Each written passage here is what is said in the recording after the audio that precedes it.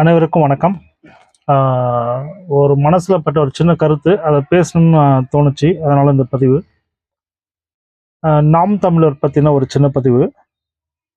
ஐயா சீமான் அவர்களுக்கும் சாட்டை துரைமுருகன் அவர்களுக்கும் விண்ணுபாவனன் கார்த்திக் மற்றும் கட்சியினை சேர்ந்த அனைவருக்கும் வணக்கம். ஆனால் நீங்கள் ஒரு காணொளி போட்டிருப்பீங்க. அதுக்கு முன்னாடி விஜயனை கட்சி ஆரம்பிக்கும் முன்னாடி அறிவிப்பு கொடுத்தாரு இல்லையா, கட்சி இந்த தேதியில் அறிவிப்பு வரும்னு சொல்லிட்டு. அப்போது ஒரு பேட்டி ஒன்று வெளியே வந்தது. அப்போ பார்த்தீங்கன்னா விஜய் ரசிகர் தான், நான் விஜய் ரசிகர். ஆனால் என்னுடைய ஓட்டு நாம் தமிழர் தான் போடுவேன். நான் விஜய் ரசிகர் தான், ஆனால் நான் நாம் தமிழர் தான் போடுவேன் அப்படின்னு சொல்லிட்டு சில பேர் பேட்டி கொடுத்துருந்தாங்க. அதை நானும் பார்த்தேன், நீங்களும் பார்த்துருந்தீங்க. நீங்கள் அதை பற்றி ஒரு மேடையிலையும் பேசியிருந்தீங்க, பேட்டியும் கொடுத்துருந்தீங்க. ஆனால் நான் இங்கே இப்போ உங்களுக்கு ஒரு விஷயம் சொல்கிறேன். அதே நபர்கள்கிட்ட போயிட்டு, இப்போது அன்னைக்கு பேட்டி கொடுத்த அதே நபர்கள்கிட்ட போயிட்டு, நான் விஜய் ரசிகர் தான், ஆனால் நான் நாம் தமிழர் தான் ஓட்டு போடுவேன் அப்படின்னு சொல்கிறாங்களான்னு போய் பாருங்களேன். இப்போ சொல்கிறாங்களான்னு போய் பாருங்களேன். சொல்ல மாட்டாங்க. ஏன் இந்த மாற்றம் வந்துச்சுன்னா, உங்களோட நடவடிக்கை பிரமாதமாக இருக்குது, அற்புதமான நடவடிக்கை, சிறப்பாக செயல்படுறீங்க. சரியா? அதாவது விஜய் அவர்கள் திமுக எதிர்த்து தான் நான் களம் செய்கிறேன், அவங்கள வீழ்த்துறது என்னுடைய வேலைன்னு சொல்லிட்டு அறிவிச்சிருக்காரு. அதுபடி செயல்படுறாரு. நீங்களும் திமுக தான் எதிர்க்கிறதா இது வரைக்குமே பேசியிருக்கீங்க. இது வரைக்குமே அப்படி தான் செயல்பாடு இருந்திருக்கு.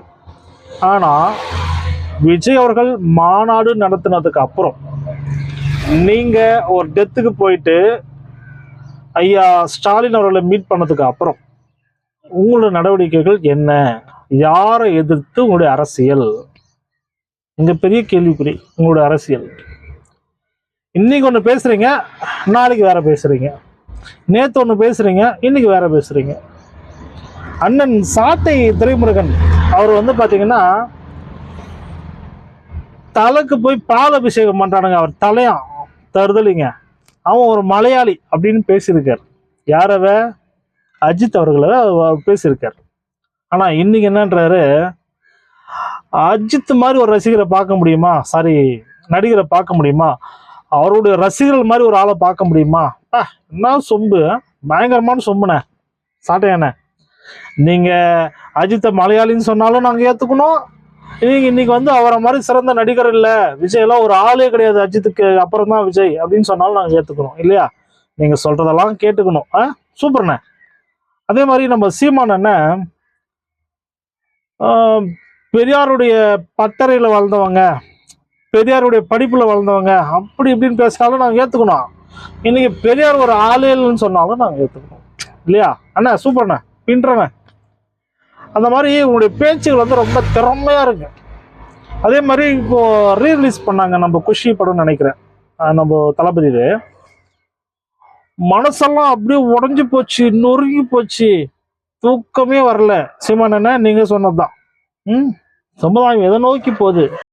என்னன்னு 2 நாள் நீங்களே போயிட்டு இட்லி கடை படம் பார்த்துட்டு வந்துக்கிறீங்க. தனுஷ் அவர்கள் மேல இருக்கிற அக்கறையா, இல்ல நம்ம ஐயா இன்பநீதி அவர்கள் வெளியிடுறாருன்னு சொல்லிட்டு அந்த இருக்கிற அக்கறையான? எது மேல அக்கறைன்னே தெரியலண்ணே. உண்மையிலேயே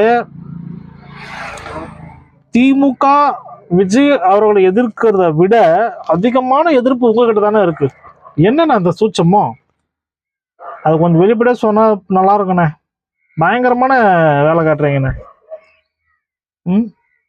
அதாவது சம்பவம் நடந்தப்போ அவருடைய மனநிலைமை ரொம்ப பாதிப்புக்குள்ள இருக்கும். அவருடைய நிலைமை நம்மளும் புரிஞ்சுக்கணும். அதுக்கப்புறம் எப்படின்னா விஜய் அவர்கள் நம்ம இதுக்கப்புறம் தீவிரமான களம் காணணும் அப்படின்னு சொல்லிட்டு ஒரு வீடியோ ஒன்று போட்டதுக்கப்புறம் வருத்தப்பட்டு வீடியோ ஒன்று போட்டார். அதில் சில கருத்துக்கள் சொன்னார். அதுக்கப்புறம் உங்களுக்கு பார்த்தீங்கன்னா அந்த வீடியோக்கு முன்னாடி ஒரு பேச்சு, வீடியோக்கு அப்புறம் ஒரு பேச்சு. ஆனால் உங்களால் மட்டும்தானே அப்படி பேச முடியுது. வேற யாராலும் அந்த திறமை உங்களை தவிர யாருக்குமே வராதுண்ணே. சீமான் அண்ணே, உங்கள் திறமை யாருக்குமே வராது. ஏன் தெரியுமா? நேற்று பேசின பேச்சு இன்னைக்கு இல்லைன்னு மறுத்துட்டு வேற பேச்சு பேசுறீங்க பார்த்தீங்களா? செம்ம பேச்சுண்ணே, பயங்கரமான பேச்சு. இவர் சொல்றாரு, நம்ம சாட்டை துரைமுருகன் சொல்றாரு, பேராபத்து. எப்படி? பேராபத்தான் டிவிக்கு, தமிழ்நாட்டுக்கு. ஆனா உங்க கட்சி தானே பேராபத்தே. இப்போ இங்க பெரிய பேராபத்து நீங்க தான். ஏன்னா திமுக கூட பாத்தீங்கன்னா, திமுக வந்து விஜய் எதிர்க்கிறாரு, சரியா? அதனால திமுக விஜய் வந்து ஒடுக்கணும்னு நினைக்குது. சரி, ஓகே, அது வேற. அவங்க டைரக்டா ஃபைட் பண்றாங்கண்ணே, அவங்க டைரக்டா ஃபைட் பண்றாங்க, சரியா? டிஎம்கே விசஸ் டிவிகே டைரக்டா ஃபைட்டிங் நடக்குதுண்ணே. ஆனா நீங்க இருக்கிற பாருங்க, நாங்க திமுக எதிர்ப்போம் மேடியில் மட்டும். எப்படியே மேடியில் மட்டும் எதிர்ப்போம், மற்றது எல்லாமே விஜய் ஒழிக்கிற வேலை தான் பார்ப்போம். மிக சிறப்பான செயல்பாடு என்ன உங்களது. ஆனா ஏன் இதெல்லாம் பேசுறேன்னா, நம்ம ராஜீவ் காந்தி, கல்யாண சுந்தரம், நம்ம உங்க கட்சி விட்டு எல்லாம் போனாங்கல்லண்ணே, ரொம்ப மன வருத்தம் எனக்கு அப்பெல்லாம். ஏன்னா எனக்கு உங்க கட்சி மேல கொஞ்சம் ஈடுபாடு அதிகம். ஓட்டு விட போட்டிருக்கேன்னு தெரியுமா உங்களுக்கு? ஓட்டு போட்டிருக்கேன்.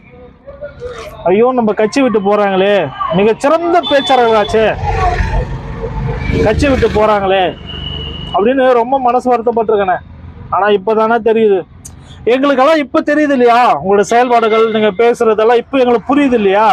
அவங்க அப்பயே புரிஞ்சுக்கிட்டு இருக்காங்க போல, ஏன்னா கூடவே இருக்காங்கல்ல. ஸோ எங்களுக்கு கூட இல்லாதனால கொஞ்சம் லேட்டா புரியுது, உங்க கூடவே இருந்ததுனால அவங்களுக்கு சீக்கிரம் புரிஞ்சிருக்கு. அதனால்தான் டக்குன்னு கூடத்தை காலி பண்ணிட்டு போயிருக்காங்க. சூப்பர்ண்ணே, சீமானண்ணே. உங்க இப்ப நீங்க வாங்கியிருக்க பாருங்க ஓட்டு, பேசி பேசி தான் வாங்கியிருக்கீங்க, சரியா? உங்களுடைய தத்துவத்தையோ உங்களுடைய கொள்கையோ சொல்லி சொல்லி பேசி பேசி வாங்கியிருக்கீங்க. ஆனா இப்ப அதே மாதிரி நீங்கெல்லாம் பேசி பேசி தான் ஓட்டை வந்து மைனஸ் ஆக போது, இழக்க போறீங்க. நல்லா தெரிஞ்சுக்கோங்க, இப்படியே பேசி பேசி இழக்க போறீங்க. ஒவ்வொரு விஜய் ரசிகர் மனசுலயும் உங்களுக்கு இடம் இருந்துச்சு, உங்களுக்கான இடம் இருந்துச்சு. ஏன் தளபதி வந்து கட்சி ஆரம்பிக்கும் போதே நான் விஜய் ரசிகன் தான், ஆனா என்னோட ஓட்டு சீமானுக்கு தான் சொன்னது நானும் கேட்டேன், நானும் பார்த்தேன். ஆனா இன்னைக்கு சொல்றேன், அன்னைக்கு சொன்ன அந்த நபர்கள்கிட்ட போயிட்டு இப்ப பேட்டி எடுங்க, அதே நபர்கள்கிட்ட போய் பேட்டி எடுத்து போடுங்க. இன்னைக்கு அந்த வார்த்தை வருதான்னு பாருங்க, சரிங்களா? ரொம்ப தப்புண்ணே, ரொம்ப தப்பு. நான் சாட்டை துரைமுருகன் அவர்கள் சொன்னதை ஏத்துக்கிறேன். பேராபத்துன்னு நீங்க தானே, உங்க கட்சி தானே பேராபத்து. இன்னைக்கு ஒரு பேச்சு, நாளைக்கு ஒரு பேச்சு, ரொம்ப தப்புண்ணே. திமுகவே மேல்ண்ணே, அதுக்கு டைரக்டா எதிர்க்கிறாங்கண்ணே, தெரியுது. ஏன்னா நீ தான் எதிரி நம்ம சொல்லிட்டோம், அதுக்கான செயல்பாடுகள் போயிட்டு இருக்கு, அவங்க எதிர்க்கிறாங்க, அது டைரக்ட் ஃபைட்டிங்கண்ணே. ஆனா நீங்க இருக்கிறீங்க, உங்க கூட கூட்டணி வச்சிருந்தா எனக்கு ரொம்ப நல்லவங்க, சாரி விஜய் சார் ரொம்ப நல்லவர் இல்லையா? கூட்டணி இல்லைன்னு சொல்லியாச்சு. என்ன பேச்சு, பேராபத்து, கொலையாளி, 41 பேர் செத்தது கொலையாளி. சூப்பர்ண்ணே, சத்தியமா சொல்றேன். இப்படியே பேசிக்கிட்டே இருங்க, ஒரு நாளைக்கு உங்க கட்சி வந்து இல்லாமலே போயிடும். உங்க பேச்சாலேயே வளர்ந்த கட்சி உங்க பேச்சாலே இல்லாம போயிடும். அதை கவனத்துல வச்சுக்கோங்க. நன்றி.